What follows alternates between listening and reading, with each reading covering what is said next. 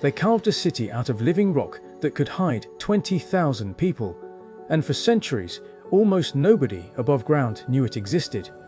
Imagine knocking on a kitchen wall and the stone gives way to a flight of stairs.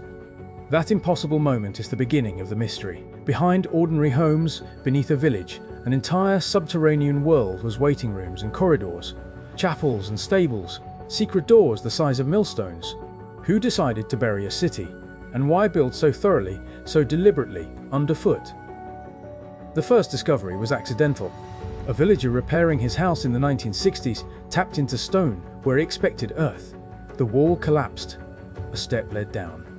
Another step then, a tunnel swallowed the light. What followed looked like a Dickensian map of a town. Narrow streets cut into basalt, kitchens with hearths, wine cellars still scenting of old grape. That should have answered the question of purpose. A hideout. Instead, every room pushed the mystery further. They found ventilation shafts so cleverly arranged they could have kept thousands breathing for months. These weren't rough holes, they were engineered, running like a spider's web between floors, bringing air from the surface into chambers many stories deep. That choice, invest vast labor into air itself, tells of planning and of a willingness to live long out of sight. Why bother unless you meant to stay? Then they rolled aside a stone door the size of a wagon wheel. It weighed tons and fit into its groove like a bank vault. Someone had designed a mechanism to seal corridors quickly and isolate parts of the city. On the doors were small holes, peepholes, or murder ports through which defenders could watch without being seen. People didn't simply hide, they fortified. This was not just shelter from weather, it was a response to violence, a civic decision to close the world on itself. Deeper still, the rooms betrayed ordinary life. There were stalls for animals, donkeys and goats led underground, wine presses carved into the rock, storage pits for grain, and communal kitchens that could feed hundreds. That should have made the picture complete, a temporary refuge that maintained staples. The wine presses and stables suggest something else. They didn't plan to subsist for a week, they planned seasons. They chose to continue their economy below ground. What society moves its entire life under stone and keeps making wine? The first scholars said early Christians in hiding during invasions. That explained chapels and crosses painted on walls. But then came frescoes and symbols that belonged to earlier times, pottery shards that hinted at pre-Christian layers, even a few inscriptions that refused tidy dating. Instead of settling the debate, each new artifact widened it. If Christians used the city, were they the builders? Or did they inherit someone's subterranean masterpiece and adapt it? The plot thickened when explorers found tunnels leading away like veins, not a solitary bunker, but a network. Through miles of carved passageways, other underground towns winked into existence. Another city hidden under a vineyard, another beneath a monastery.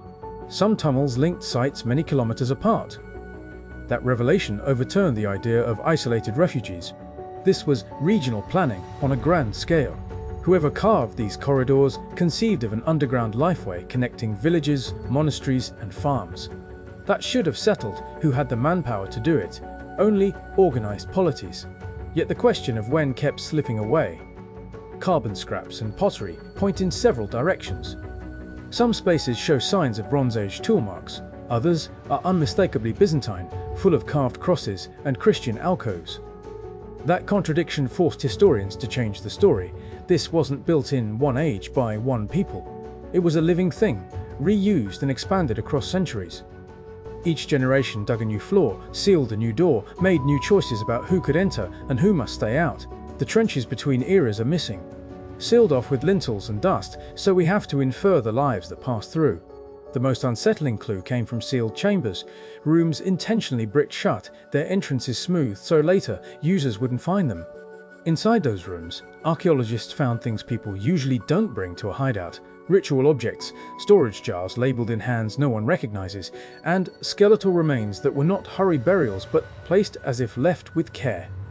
Why lock something away inside a refuge you could enter at any hour? What were they protecting from the people who shared the tunnels? As excavations progressed, modern technology added more riddles. Ground-penetrating radar hinted at deeper levels still unopened, vast voids the size of city blocks. Remote sensors detected airflow where there should be none.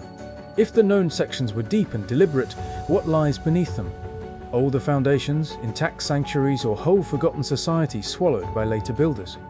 Each probe that promised a final answer instead exposed another sealed door. Think of the human choice again, to move families and livestock under rock, to carve arteries of air and light, to invent rolling stone doors, and to close some chambers forever. Those are not the motions of panic. They are the motions of planning. They are civic acts, decisions made by leaders, architects, cooks, and priests who believed life could continue in the dark. That social imagination changes how we picture ancient resilience. It rewrites survival as strategy, not merely desperation. Today you can walk parts of this city. You feel that compressed air, hear the echo, stand where someone once sealed a stone and said, "Stay." But most of it remains off limits. Rooms behind new seals, shafts that wind out of reach, inscriptions half erased. The most daring question is not archaeological, but philosophical. What drives a community to choose subterranean survival over resistance, migration, or surrender? What values make people turn their cities inward rather than outward? The last, largest surprise is also the most haunting. The underground network shows planning that implies communication and authority across a landscape. Roads beneath roads, an alternative geography unknown to those above. If an entire society could redirect its life into the earth, what other systems, laws, stories, alliances did they bury with it? And if we open the sealed doors waiting beneath, will we find answers, or only more questions written in a silence older than our maps? You leave the site with dust in your shoes and the echo of stone on your tongue.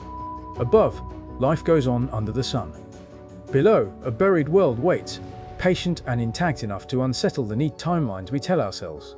Who chose to live under a city, and what secret did they lock away that we have not yet earned the right to see?